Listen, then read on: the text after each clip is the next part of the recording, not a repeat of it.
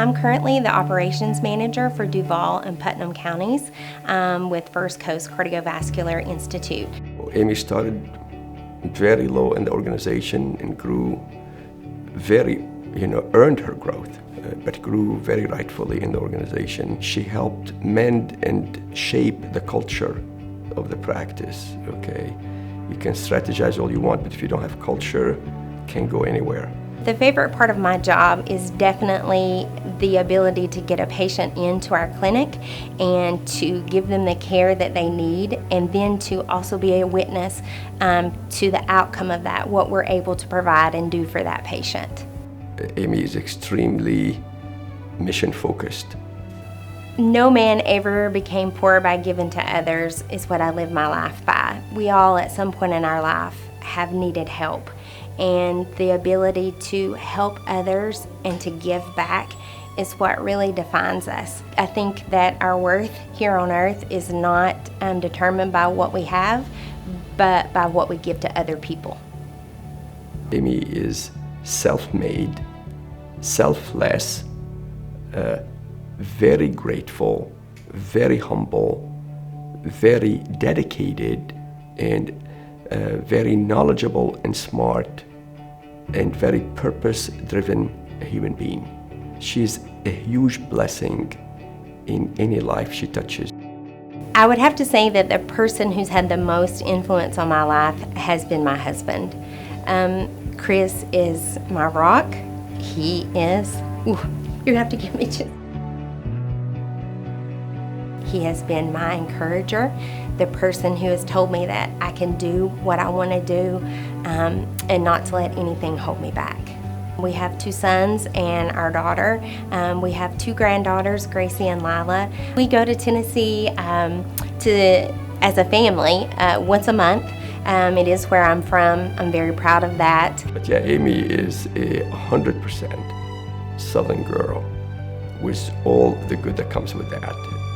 And I just absolutely love that about her. So she's my Southern accent tutor. I give him a lesson in Tennessee slang about once a month. Full Circle Women's Care started 10 years ago. We actually turned 10 just this year. We practice obstetrics a little differently than a lot of other practices in town because we're a collaborative midwifery model practice. The traditional midwifery model takes care of women who are low risk. The collaborative model, however, is special in that if you develop a complication with the pregnancy, you can still stay under the care of the midwife, but you have physician collaboration, so to speak, directly in hand. She's a special woman. There's an aura about her that is deep, almost spiritual. I can see why mothers come to her over and over and over again to deliver their babies and trust her with their babies. I am the direct descendant of granny midwives. My great-grandmother was a traditional granny midwife, and she trained my grandmother to be a traditional granny midwife as well. My mom was a guidance counselor, so she kind of went off the path. I have a very cool article, my mom's birth certificate, where my mother is the baby, my grandmother is the patient, and my great-grandmother was the midwife delivering her daughter. So she brings unique techniques in her delivery, in her labor for patients, so that it makes it easier for patients and more relaxing for patients. I am absolutely a proponent of changing the status quo. I think that's the only way that we can keep ourselves in check, is making sure that we are always delivering the best care to our patients. So we are one big happy family. I have a wonderful husband who's very supportive, and we have 3 awesome children, 2 boys and a girl at home. And then we have an older daughter who is 24, who is about to enter physician assistant school. Both sets of grandparents are within walking distance from our house, and so my kids call it the triangle of cookies because they can just go from house to house collecting sweets and things from everyone. My husband and I were pastoring a church, which we pastored for 19 years, and it was kind of like a mission church. And I would see little kindergartners and just little latchkey kids, we used to call them, and they just would walk themselves home, and there'd be nobody there, and there'd be the teenagers, doing all kinds of things in the neighborhood. And I thought, we need to reach out and reach this group of children and youth and get them off the streets. And so that kind of was how it began. It's kind of an outreach, actually, to the church. My mom was born and raised in Arlington. The Doro Fixture Company, which is her maiden name, was the family business that's right over the Matthews Bridge. We're called the Carpenter Shop Center. It kind of reflects our spiritual, but then also my family heritage with the woodworking. The Carpenter Shop is an after-school and summer camp program for the students in the community, a lot of them that don't have another place to go. So we provide a hot meal, we do academics, we do tutoring, we do something called clubs on Friday.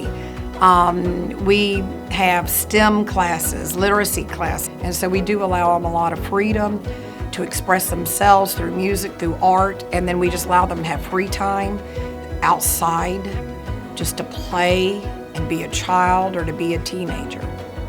They don't need somebody just to boss them around during out-of-school time hours. They need somebody that can love them. And that's what people always say, whether it's Kids Hope Alliance, the past mayor came, when they come and they visit, and they go, it's just like a family here. And I go, yeah, that's what these children need.